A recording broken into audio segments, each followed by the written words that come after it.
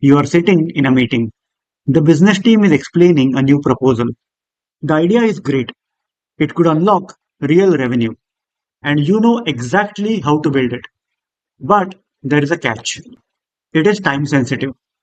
And suddenly, the question is asked, can we do it on time? All eyes are on you.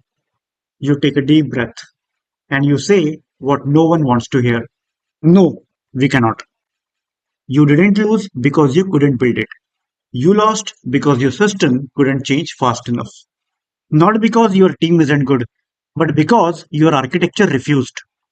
In this video, we are talking about how to design systems that don't trap you, but evolve with you. We will start with the very first point, when success breaks you. It's this paradox where the very system that got you here is the one holding you back.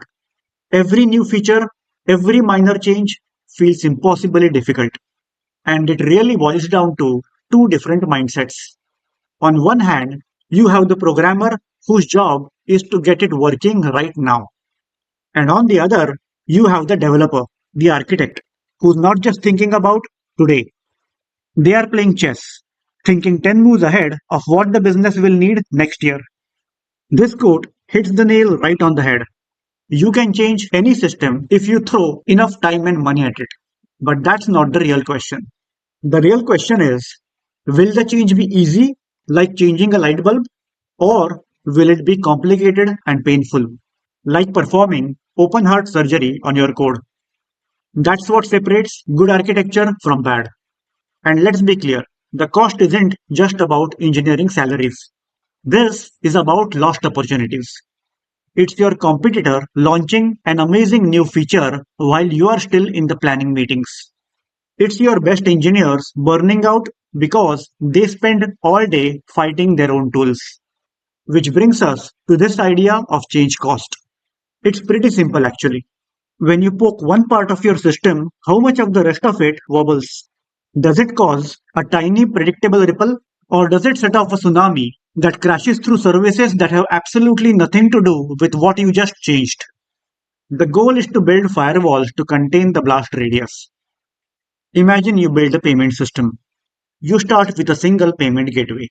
You get it working and it gets launched. 6 months later, the business expands to another country. There you need to integrate with a different provider. You look at the new specs and you look at your system and you realize it will take you 6 months to integrate the second gateway. That's two entire business quarters to open a new region. Why? Because the logic was buried, hard coded, and scattered all over the place. In those 6 months, the market will have moved on, and you are just getting to the starting line. This isn't a tech problem, it's a competitive disadvantage. So, how do we actually avoid this mess? It really comes down to three fundamental principles for building systems that can actually evolve. Principle number one is an actual game changer. Pull all your rules out of your code. When your business logic is tangled up in your code, every small change needs a developer, a code review, a testing cycle, and a deployment. It is slow and it's risky. But when you treat those rules as data, as configuration, you can change how your system behaves on the fly. No deployment necessary. This notification system is the perfect example. You start simple, a hard-coded retry 3 times. Simple, right? But then, of course, a new client walks in and says, we need 10 retries. And suddenly, your simple logic is broken. The elegant solution: convert those rules into data. Now, adding a new retry policy is as simple as adding a new row to a table. All right.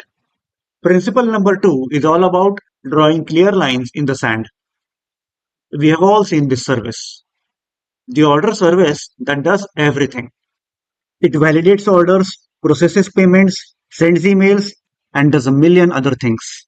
The problem is, it's a tangled mess. A tiny bug in the notification logic, it could accidentally bring down your entire payment system. That is a massive risk.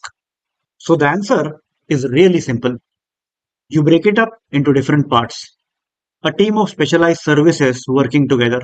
Each service has exactly one job and it does it well.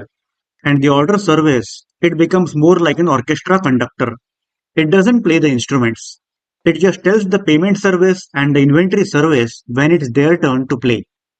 As a result, you can now update one service without breaking everything else.